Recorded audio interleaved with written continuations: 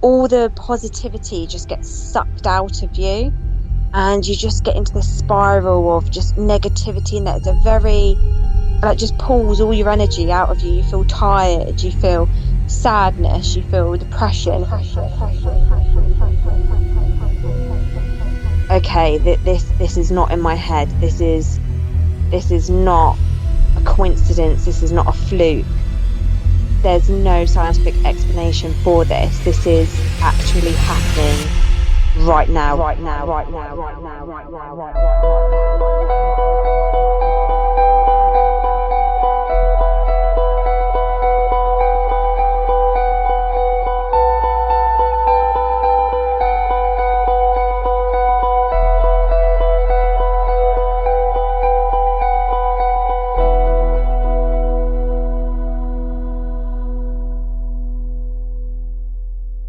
Hello, and thanks for tuning in to episode 60 of Your Ghost Stories podcast.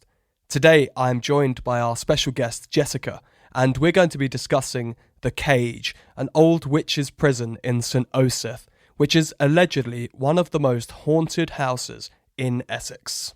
Your Ghost Stories. Your Ghost Stories.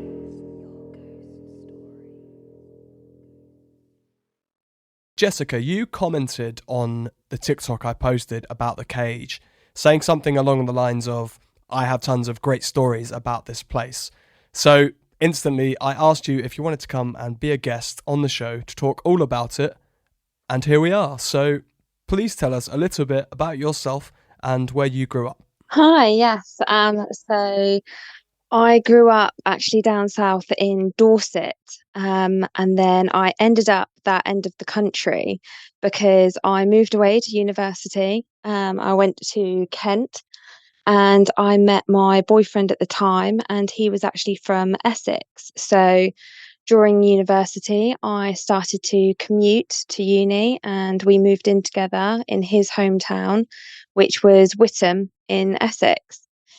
And his boss and a couple of friends all said, we have these amazing summers. We all basically stay for the whole summer up in this caravan park, and we have these great parties and all the rest of it. And obviously, being at uni, I was skint.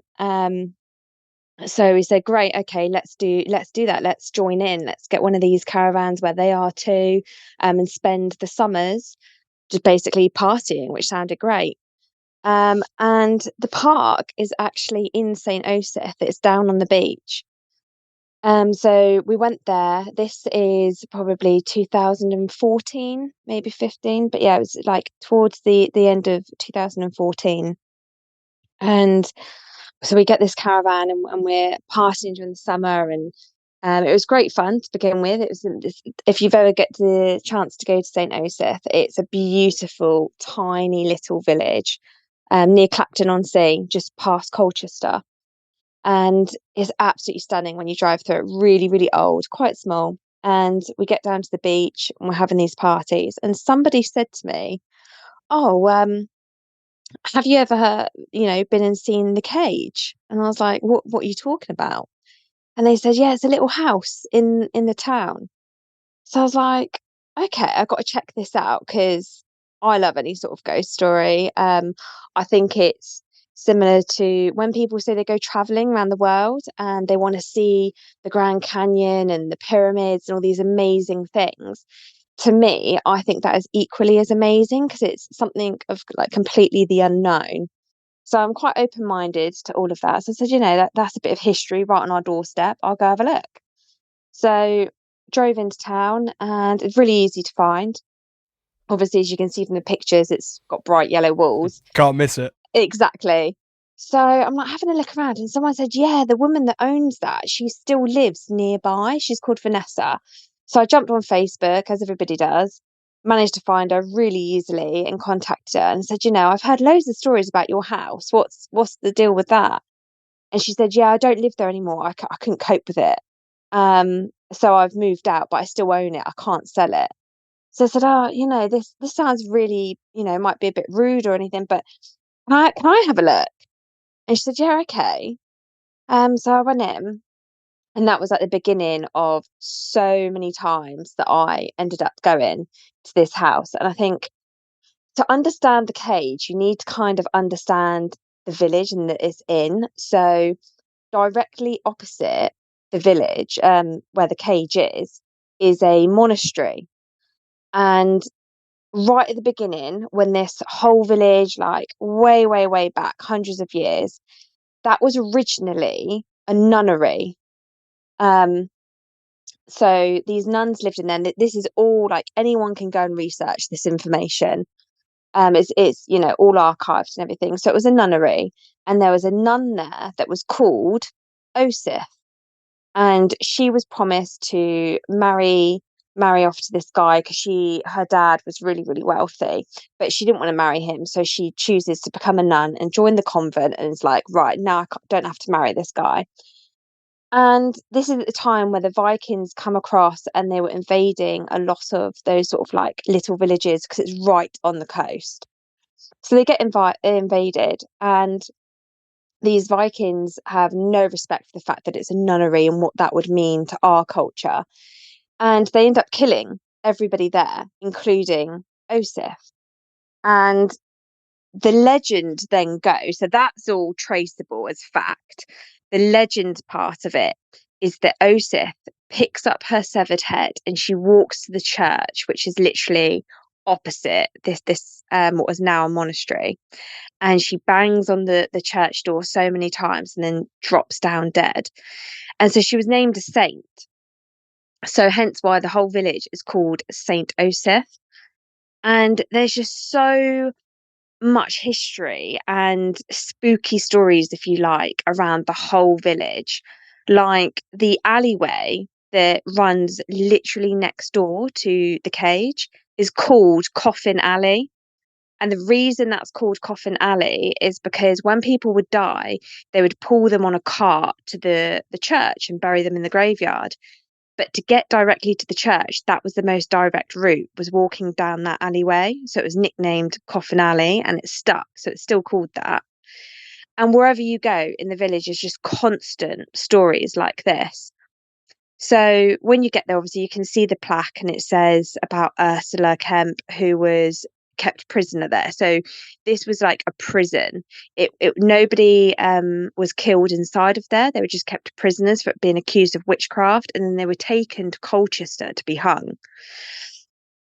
Now, apparently, Ursula did have a son called Tommy, and he would sit by the little wooden door that you can see in the photos, because on the other side of that door is like a brick wall. It's been kept quite authentic, and there's chains on the wall, literally where they would have been held in chains. And I've got all the photographs from the time that I've been in there, so I can send them over so you can actually see what it looks like inside the house.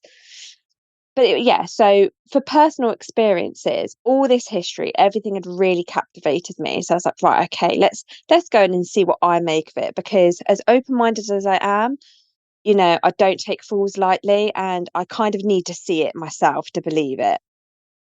So Vanessa comes and meets me and my boyfriend at the time, and she says, right, I'm not going in the house. I'll unlock the door for you. I'm going to shut the door. I'm going to wait in the car. I'm so scared. I'm not even going in this house. So I was like, okay, fine. So we go in. It's dark, dusty, the usual, nothing particularly wild. And my boyfriend at the time sits down on the sofa in the lounge, and he says, I'm really not into any of this. I'm going to sit here. You have a look around and then we'll go. So I was like, okay, great. When you first walk in the door, there is another little wooden door to your left-hand side, and that leads to the staircase, which is really, really old. And there's no carpet, so it's all wooden staircase, all really creaky. The door creaks. It's a latch door. It's all really noisy. Like there is no way you could walk up those stairs and not be heard. That you just couldn't do it. It's totally impossible. So I said, all right, the best way to prove this to myself is that if I go on my own. So I go up the stairs on my own, and I shut that latch door behind me. And I go to the top of the stairs. It's only a 2-bedroom little cottage, so it's not very big at all.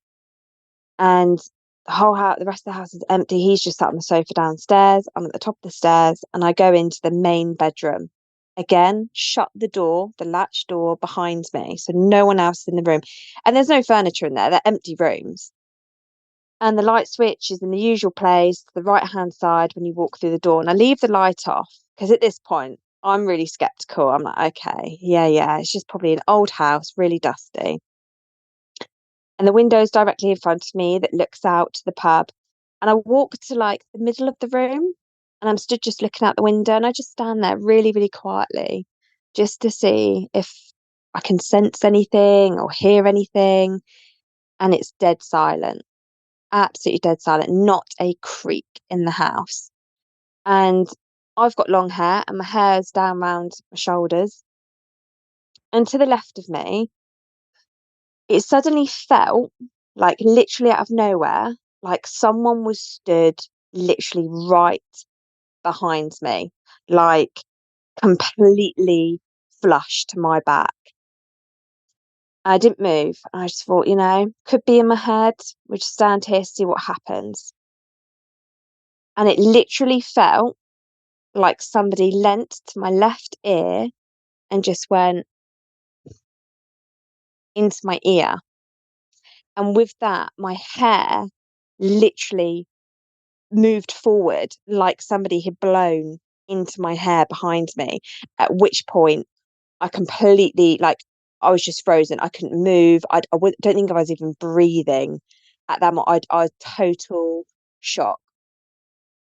And standing there, I was like, oh my God, to turn on the light, to get back out this room, I now have to turn around. There's only one way in and one way out. Only one way to that light switch. Whatever the option, I have to turn around. And it felt like a lifetime that I was just stood there trying to pluck up the courage to turn around. And eventually I did. I just sort of took a deep breath, swung around to my right, because I was like, if I felt it to my left, hopefully I don't see anything. And that was probably the most captivating moment. And it literally feels like it was yesterday. And I tell everybody this. And I said, I totally appreciate you've got to be there. You've got to see things to believe it. And after that, it just became like every opportunity to go into that house, I took it. And she started to open up to more groups that were interested. More and more people were getting interested about this house, paranormal groups, things like that. And yes, the stories are just countless. Like, I ended up going in there once with a group of people and she wasn't even there. We had the keys to the house. We locked all the doors, all the windows were secure. We went up to that same bedroom, again, shutting all the doors behind us, and we're all together in that room, sat on the floor with different bits of equipment as paranormal teams have, asking questions. Not a lot really went on, to be honest. So we thought, right, let's go downstairs, see if anything happens. And we opened the door to the bedroom, and propped against that door was this old broomstick. And there was a couple that had been downstairs dotted around the house.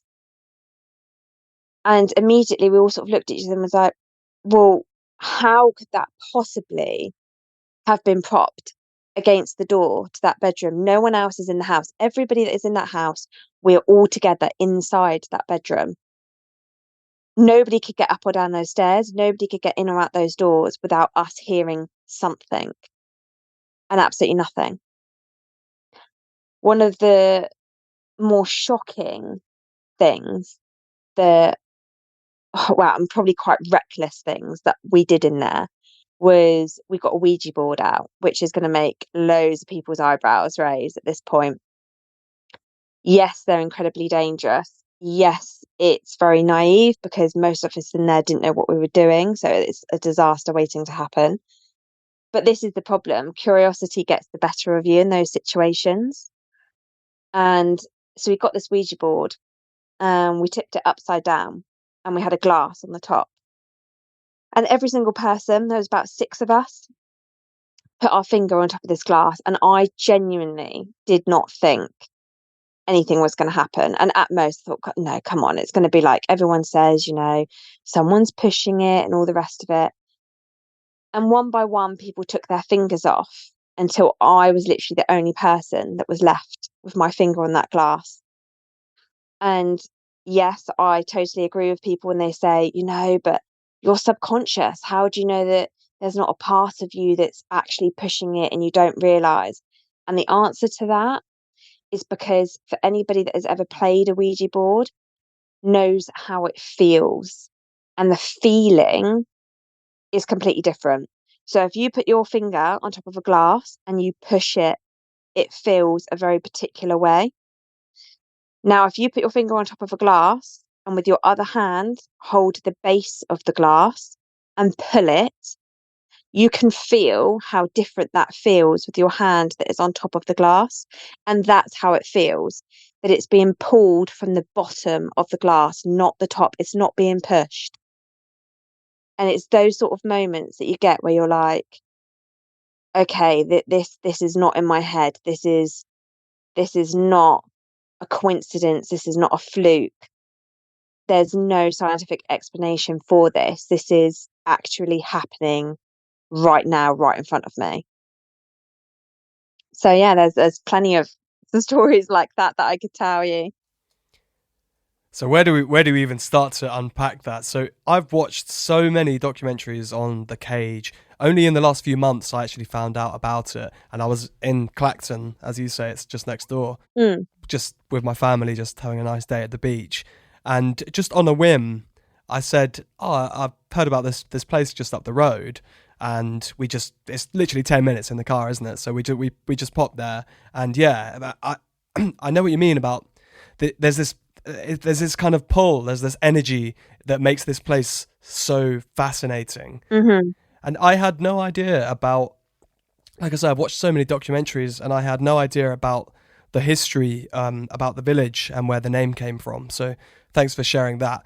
Prior to this experience, your first ever experience with the cage, did you, in your younger life, did you have any encounters or any interest in the paranormal? Yeah, so I've always sort of been interested with it ever since I was a kid, and I can't really say, there was a definitive moment that got me interested because I've always been interested and fascinated by it ever since I can remember. Um, I think some of my earlier experiences was as a young child, my gran ran a B&B and I used to go and help her for a little bit of extra pocket money as you do. And we're a normal busy day in our house and we're there cooking the breakfast. And she had this huge, great big kitchen and we both stood at one side of the counter chatting away, and this whisk that was on the other side of the room just literally flicked straight up to full, start spinning and going and going. I think, oh, it could just be, an energy surge or whatever from the power. And then we looked at the cord, and the cord is on the floor. And I literally looked at her, and she looked at me, and she didn't know what to say. And it was sort of like always sort of being around these sort of strange little things that happen, like with a lot of ghost encounters. I think people are expecting to see, this person walk in and it's all really intense and dramatic and these horror movies that you see, and it's never like that. It's tiny little things. It's something that you catch out the corner of your eye. It's something that slightly moves, or you know something strange that happens where you're sat there and you'll just question it a little bit. You're like, oh, that's really odd. But it's when those odd things keep happening and it keeps being around you. And it got me more and more fascinated. And I've seen mediums where I've thought, oh God, what a load of nonsense as you come out, and done the whole tarot readings and the stuff where you see and you're like, oh, none of that's legitimate. And then there've been occasions where people have come out with the odd comment to me, and I think there's absolutely no way you could possibly have known that about me to come out with a comment like that. Um, and like it's those sorts of little experiences that I think are much more realistic, and not that I would by any sense of the imagination say that, I've got any sort of psychic gift or anything like that at all. But all I would say is that being very open to it, perhaps being a little bit more sensitive to things. I think a lot of people that are very skeptical and they won't accept it, it tends to be driven a lot from fear more than anything else, because their sort of attitude is they don't even want to entertain that conversation, that idea. And to me, that seems to be driven a lot more from fear of that whole question of, if it is real, what does that mean? On this note, Jessica, what is your end goal with visiting the cage and taking part of these investigations? Why do you think you feel so drawn to this place? It's very strange, really, because I think I've always been sort of it's going to sound really morbid, but not drawn to death, but around a lot of death. So after my degree, I joined the police and I was around a lot of sudden deaths and a lot of people that committed suicide and various things like that. And it's always really fascinated me. So we had to do things like visit a mortuary, and when I went out with a team of forensics, they had a woman that had committed suicide. And that was literally just before my mortuary visit. And lo and behold, she was one of the people that was at the mortuary during the visit. So it was really bizarre. And it's something that just has never, it's never scared me. It's more sort of fascinated me. And I don't know whether it's just being more open to it, but I suppose I'm just curious. And it's just that reaffirming that I'm not completely crazy. I've not lost my mind. It's not all in my head. I've really seen those things that I think that I have seen and experienced. And each time you do, you're like, it completely confirms everything. And you're like, no, no, I definitely did. So, and it's, I don't know how to explain it, but I suppose when people sort of enjoy an adrenaline rush, like people like going to theme parks, they like driving fast cars, they like going to Fright Night at Thorpe Park, they like that thrill. And I suppose it's a very similar thrill to that, to be proven that there is something that is very much out of our control and very much a part of the process of after death. And that's quite fascinating, I think. The unknown really is fascinating. I'm kind of in the middle. I'm terrified. Like, if something happened to me, I'd be terrified and I really wouldn't enjoy that encounter. I mean, don't get me wrong, I've had stuff happen in the past, not so much in recent years, thank God.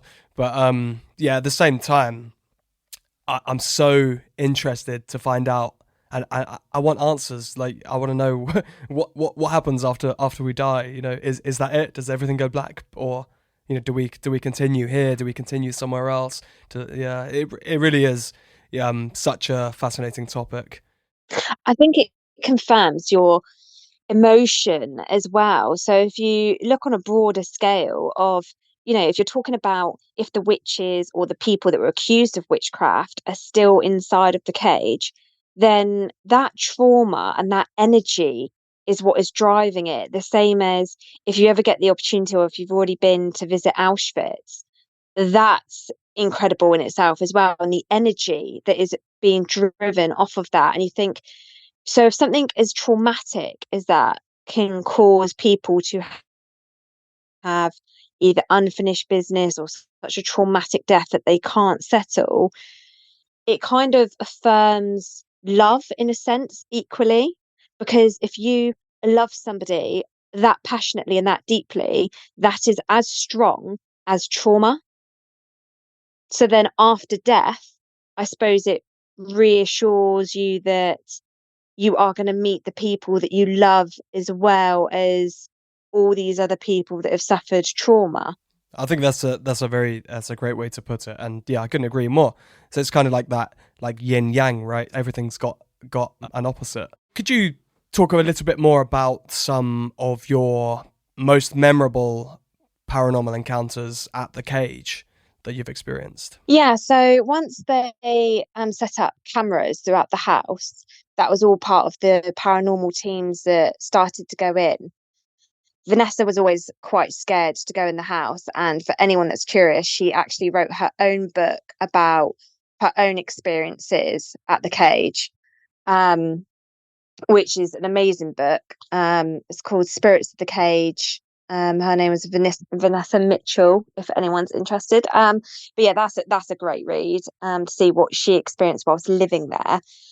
But yeah, whilst going in, so on the cameras, they're constantly filming, and whether or not orbs are proven to be either dust particles on the lenses or, something different, I don't know. I'm not a scientist, so I couldn't possibly say, but it is very interesting with some of the imagery, like when you take photographs and stuff like that. So back then, even though you had smartphones and stuff like that, you'd get these really Gucci cameras and go in there, and every single time without fail, we'd put brand new batteries in there. You'd have batteries in your bag as well. You'd go in, and they'd all just drain instantly. It would really, really struggle to get photographs, to the point where before you'd even go in, you'd say to people, as soon as you get in, take the photos that you want, because you will find within 10-15 minutes, just suddenly it all dies. Um, all of it, all the energy just completely drained. So that was always quite strange.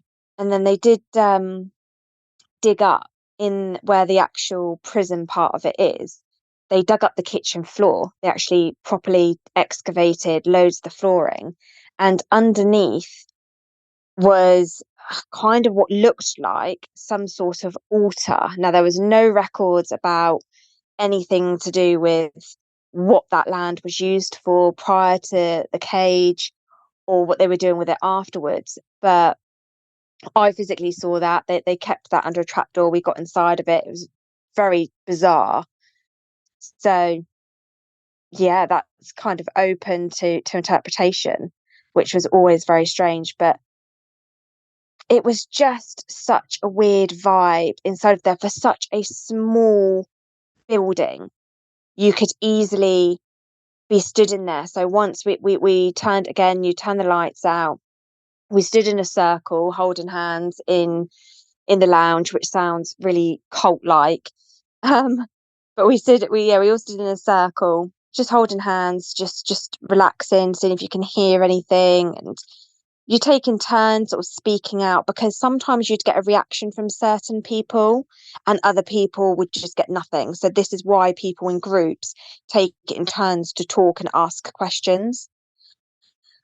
And it's the weirdest feeling. It's like when somebody stands behind you, we can all sense when somebody walks in the room with you. If you are in a room on your own, there is nobody that can say they cannot sense when somebody walks in the room behind you. You know that somebody has stood there. You can feel when someone's watching you from behind, and that's literally just what it feels like, where your hair stands on end and you get the goosebumps. And it was always like stood right behind me. It was very hard when in groups for other people to sort of get much of a reaction. And it does get to the point where initially it's like, wow, I've got this reaction and it's connecting with me. Why would it connect with me? And it feels, quite nice in that sense. But it does get to a point where it's very quite frightening. And it did cross my mind on a few occasions when I left. And I'm thinking, I hope everything that is in there has stayed in there and doesn't leave with you. Um, but yeah, so it's just very strange vibe, and that is really hard to explain to people until they actually feel it for themselves. And you never really sort of see figures or people as such. I never experienced that, but I do know that when Vanessa first moved into that house and she'd bought it with her friend, they very quickly found out that the person, because they'd obviously bought it from off of this estate agent, it was all quite weird in how the paperwork was put through. And she goes, I didn't quite understand it. And this woman, sort of, it was her and her husband, but they didn't deal directly with the couple. And it all became apparent that the man had hung himself at the top of those stairs. And it's literally like, it's like a really depressing, like all the positivity just gets sucked out of you. And you just get into this spiral of just negativity. And that's a very, like, just pulls all your energy out of you. You feel tired, you feel sadness, you feel depression. It's very bizarre being in there and then to come outside. And there literally is such a parallel of being outside in the fresh air to stepping into that house. It can be very dangerous being in places like that, especially if you're not protecting yourself. Um, yeah, I believe it's literal spiritual warfare is going on inside that house. And it's a battle of, potentially good and evil forces, and so yeah, if you're doing things like Ouija boards, then I think you're making yourself you could potentially be opening yourself up to something. Do you feel like you've ever left and something has maybe come with you, or? I don't now. I think potentially being in that village, that whole village is so old, and you could literally go there and ask any local at all, what's it like living in your house, and any one of those houses along that road, and they will literally say they've got stories and all sorts of bizarre hauntings. And there's just a lot of tragedy that surrounds that whole village. Even when we were sort of staying there one summer, it was about a year later. Um, and this little old man that lived there for years and years and years, and he had this little dog, and every morning he'd go to the local shop and get his paper. And this woman, for no reason at all, it was proven she wasn't drunk, she had no drugs in her system, completely compos mentis, normal woman, just completely lost control of her car, crashed into the crossroads where literally outside the cage, and crashed into him, pinned him against the wall, and he died. And it's just this constant tragedy around that whole village. And she was just hysterical and couldn't explain it herself. And it's just story after story after story like that from all these different people, all different ages, and you just think not everybody can be seeing things or hallucinating or lying or wrong. They're not all going to be in on it. You can't have a whole village that is completely colluding. So yeah, luckily I don't feel like after I moved out of that whole area that anything has sort of followed me as such. But yeah, I've always experienced weird things around me, and people that are then with me see and experience some of the things that obviously I then see, which is always interesting because especially if somebody is quite skeptical and said, I don't believe in ghosts, I don't believe in any of that nonsense, and then something will happen right in front of us and say, what did you make of that? And they'll just sort of laugh off and go, oh, I don't know, I can't explain it. And the longer time goes on, then they start to see. So that's always quite nice to enlighten people, I think, and actually get them to be a bit more open-minded. You can't blame skeptics at all, can you? No. If you've never seen something, or never had an experience, of course it's going to be hocus pocus. But until something happens to one of your senses and that you cannot explain, yeah, that's when your world turns upside down. Um, is Vanessa still the owner? Do you know? Last time I drove past a couple of months back, I saw it was for sale. I believe she has sold it. The last that I'd heard was that she'd sold it to somebody that really didn't believe in the paranormal, didn't want anything to do with that, and they were gonna try and live in it. But clearly that's not worked out for them. So yeah, it's now back up for sale again. Personally, I would love to own it and to buy it, but unfortunately, it's just the location of it, and because of how far out you are in the countryside there. And so, it's almost got to be a secondary house, really, for people. Do you think you could live in it? No, and that's me, and I'm not necessarily afraid of things like that, and I'd be much more open to it, and I wouldn't sort of be too concerned. And even I would say I would not want to live in that house. And for anybody that is either skeptical or is open to wanting to see something or experience it, by all means, if you can get in touch with whoever is now living there, or go there and actually get to go inside and just do anything like what I've said, is just standing in any one of the rooms and just stand there and see what happens, then you may get to experience something for yourself. I'd be shocked if you came out with nothing. I've not known anybody go in that house and come out with zero questions about what has just happened to them. I'd love to go and record a podcast in there or something, do an hour podcast and just see what happens. There was actually a friend of Vanessa's who, whilst we were sort of up there in the summer, he was really into it, and he said, I want to sleep in the house. I want to start doing some recordings. And she let him. And very quickly, his whole life spiraled out of control. So he went in, and he had like this good job. He'd taken some leave to do a couple of weeks in there, and he wanted to write a book about it, and just get some, raw material for it. And he had this, amazing girlfriend. Life was great. He went in there, and a couple of the occasions I'd sort of, go around there and see if it was all right, and have you found anything? And he was sort of telling me about these weird experiences where I'd fall asleep on the sofa and feel like someone's touching him, and weird footage and weird imagery. And yeah, eventually within about a week, he had to leave, and his relationship had broken down. All these problems started coming out, and it was so bizarre. So how quickly his life spiraled out.